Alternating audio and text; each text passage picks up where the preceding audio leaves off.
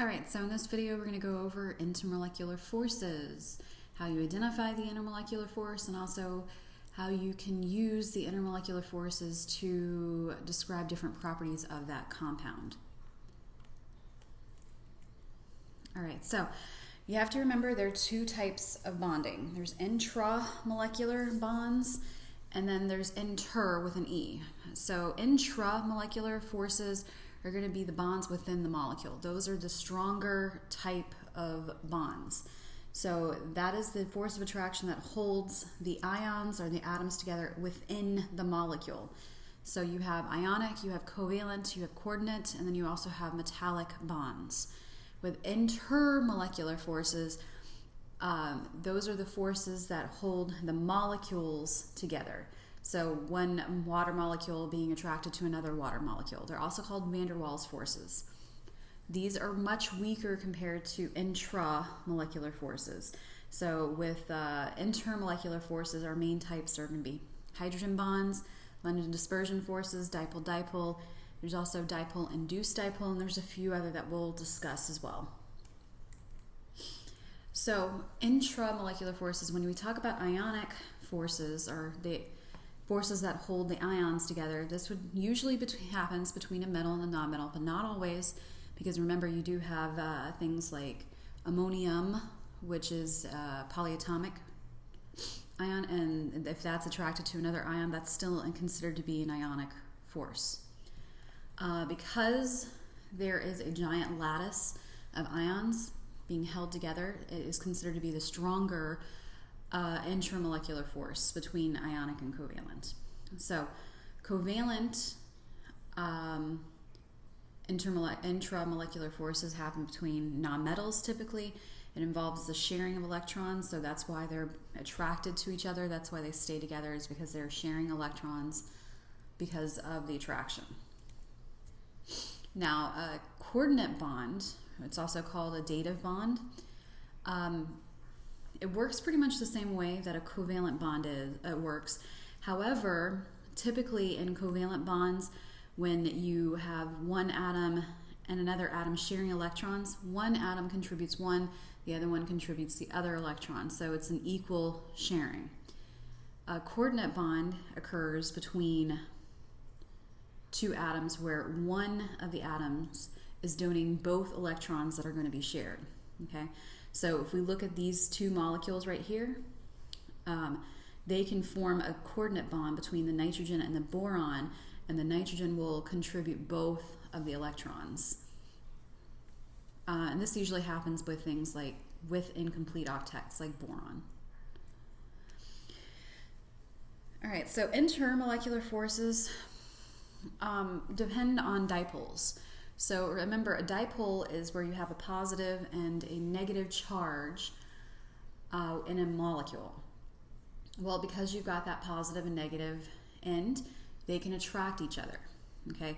And then that leads to an attraction between the molecules. So it's all based on Coulombic attractions of opposite charges. So the positive side of one molecule can attract the negative side of another. So since the charges are very small, the forces of attraction are very weak. Okay, so London dispersion forces occur in every single type of molecule that exists. Okay, so basically the way it will work is that the electrons are able to move within the molecule. So if they happen to all move to one side of the molecule, so here's our molecule, if they all move to one side, then that leads to a negative end and a positive end on the molecule. Now, when this happens, because they're moving, it's temporary. So it creates a dipole, and it's temporary, so they can attract each other with these temporary dipoles, but because it's temporary and the electrons will eventually move back, it's very weak. Okay, so LDF will increase if you have a higher surface area and you have a higher molar mass. But the reason that that really occurs is because if you have a heavier mass or you have more surface area, you have more polarizable electrons. Polarizable electrons meaning we can create those temporary dipoles. So if you have more dipoles, you have a stronger LDF.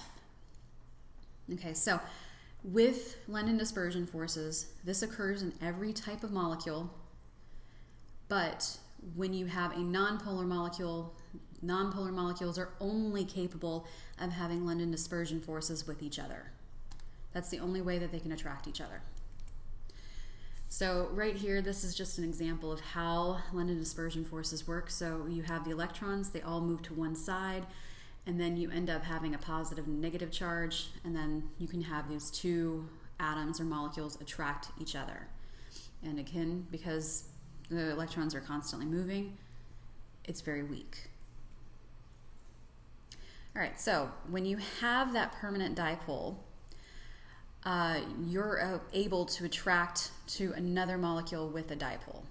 Okay, so this occurs with polar molecules. It's a medium strength, and basically your positive end of one dipole will attract the negative end of another. Okay.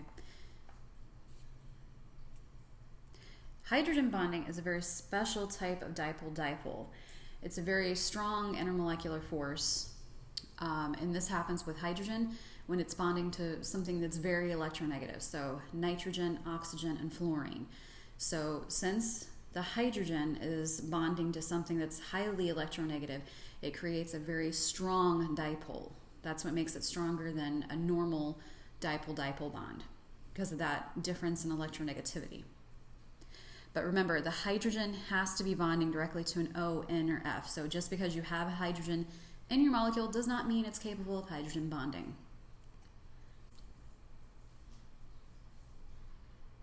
Okay, so now we have dipole-induced dipole, and this occurs with two different types of molecules. You can only get this scenario if you've got something that's polar, so something that has a dipole, and something that is non-polar, something that lacks a permanent dipole. So what ends up happening is the dipole, the polar molecule, will actually create a temporary dipole and something that's non-polar. So they can attract each other, and then the dipole kind of forces the polar molecule to have a dipole. So it will pull the electrons to one side of the molecule, and then that creates that attraction. So this is weaker than dipole-dipole because there is no permanent dipole in one of them. Okay? It has to be two different molecules.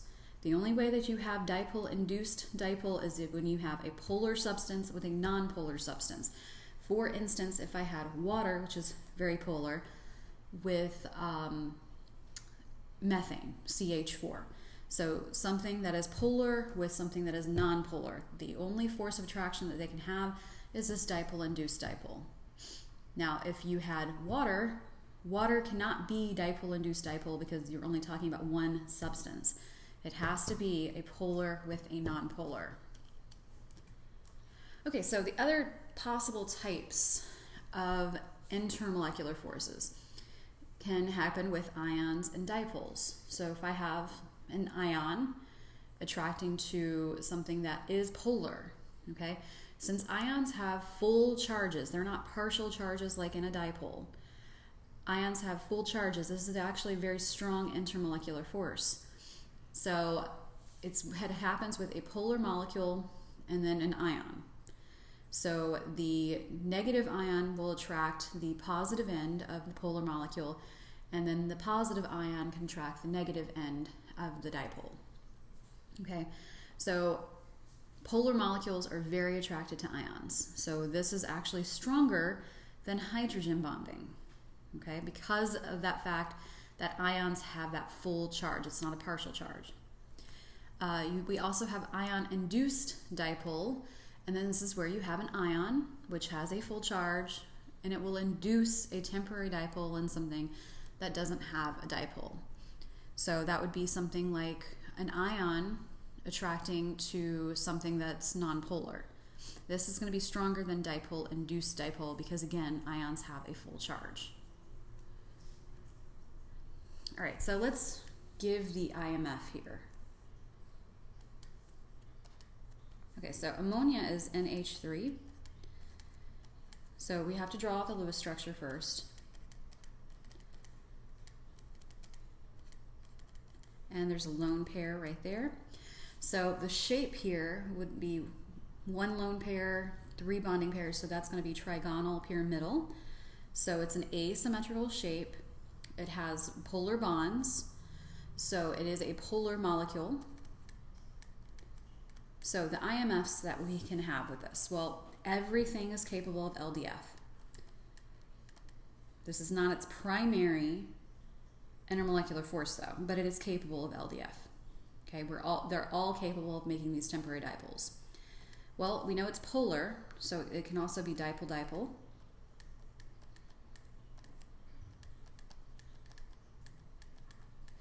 And we've got a hydrogen bonding directly to an N. So if that is the case, it is also capable of hydrogen bonding. And since hydrogen bonding is the strongest, that is its main intermolecular force. But if it asks you to list all of the intermolecular forces, it would be LDF, dipole-dipole, and hydrogen bonding. But its primary IMF would be hydrogen bonding. All right, carbon tetrafluoride. So again, draw your Lewis structure.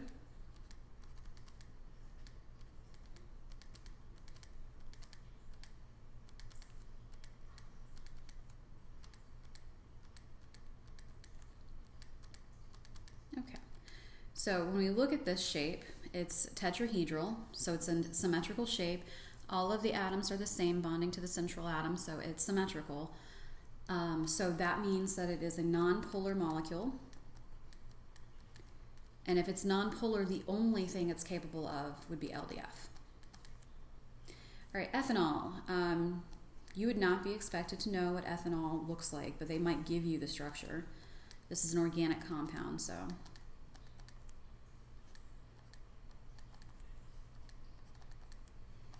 Okay, so when we look at this, right off the bat, I know that this is asymmetrical because of this right here. So anytime that you see this, like an OH group, it's called a hydroxyl group. Anytime that you see that, automatically your head should go to hydrogen bonding, because this right here is an oxygen bonding directly to an H. And I know that this is asymmetrical, so it is a polar molecule. It's not highly polar, but it is polar. So it's capable of LDF, because everything's capable of LDF. It's also capable of dipole-dipole.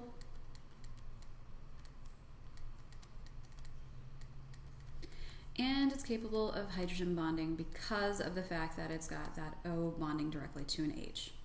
So its primary intermolecular force, again, here will be hydrogen bonding.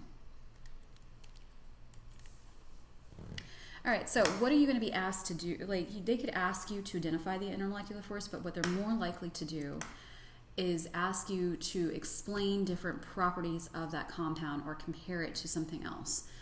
So one of the things that we look at would be the boiling point or the melting point.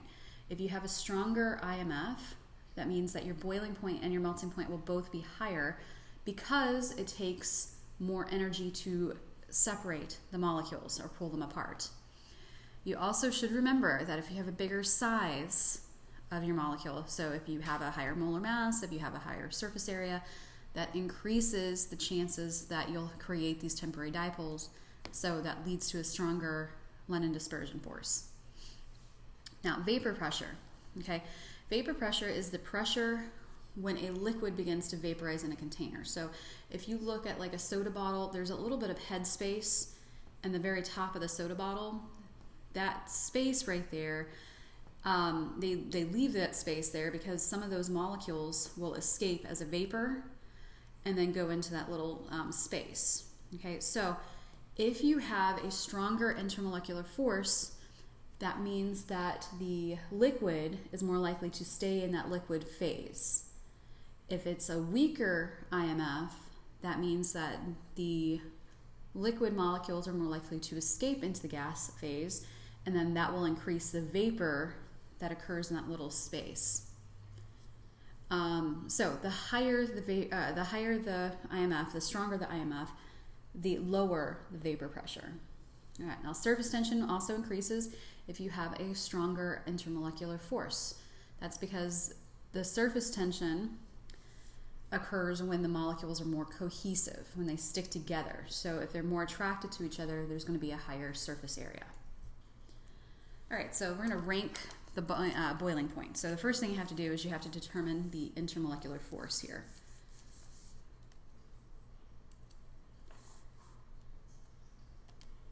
Okay, so water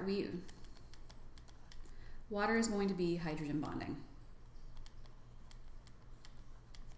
We know it's asymmetrical. We know it's highly polar. We know that there's an oxygen bonding directly to an H. This is ethanol. This is the same thing that we drew earlier.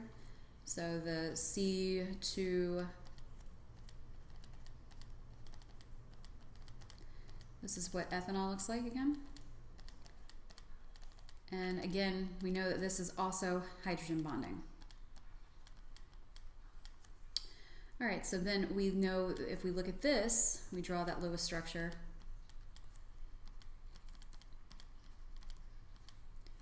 We're going to get this. Okay, so when we look at this right here, it's a symmetrical shape. However, we have two different atoms bonding to it. So if you look at the 3D structure, you will see it's asymmetrical. So this is a polar molecule. So it's capable of LDF, like all of these are, but this is also polar, so it's dipole-dipole. The hydrogens are not bonding directly to the F, so it cannot be hydrogen bonding. All right, CH4, that's methane. We know that this is nonpolar. It's a symmetrical shape, nonpolar bonds. So if it's nonpolar, the only thing it's capable is LDF. All right, and then we're going to look at C2H6. Okay.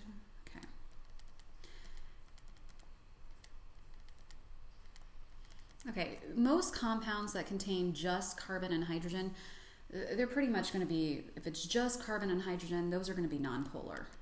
So this is again nonpolar. So the only thing it's capable of is LDF. All right, so now if we're going to rank the boiling point, we're going to look at the weaker intermolecular forces first. So we have two molecules. We have this one, and they're both capable of LDF and only LDF. So we have to figure out, okay, between this one and this one, which one is more likely to have a higher boiling point? Well, they're both capable of LDF and only LDF, so then we can start looking at the size. So remember, a bigger size means more polarizable electrons. They're able to attract each other a little bit more. So the first one should be CH4. The next one should be the C2H6, because this one is a larger size, so that means it has more electrons for temporary dipoles. Now we can look at our other options. So these are both hydrogen bonding, so we'll come back to those. And then this one is capable of dipole-dipole, so that one would be in the middle.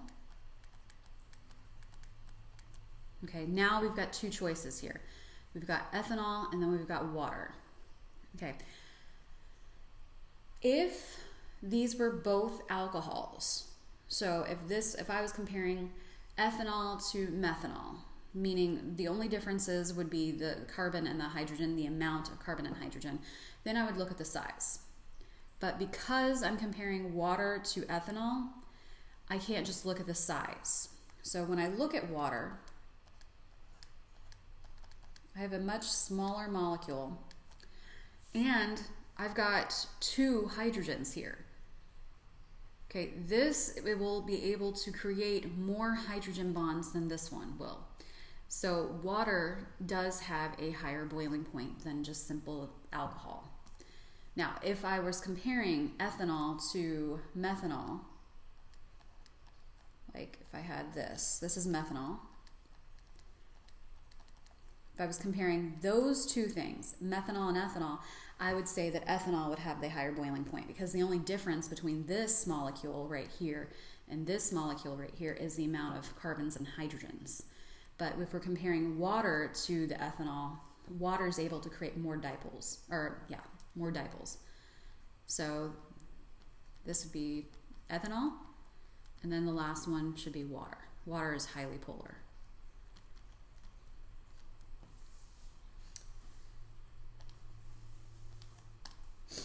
All right, so just really quickly, sometimes they like to throw in some biology stuff into the test. So intermolecular forces, this occurs a lot in biological molecules.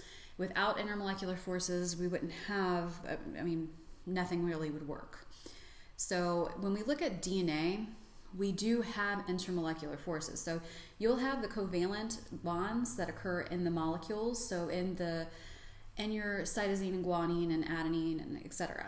But then you'll also have hydrogen bonding occurring in between those two strands of DNA. And that's the reason that we have that helix. You also have intermolecular forces when you start looking at the secondary and the tertiary and the quaternary structures of your proteins. So you'll have the peptide bonds that occur in between each amino acid, but then it'll start to bend up and then create these intermolecular forces in between the amino acids. And then that's why we get that folded up structure.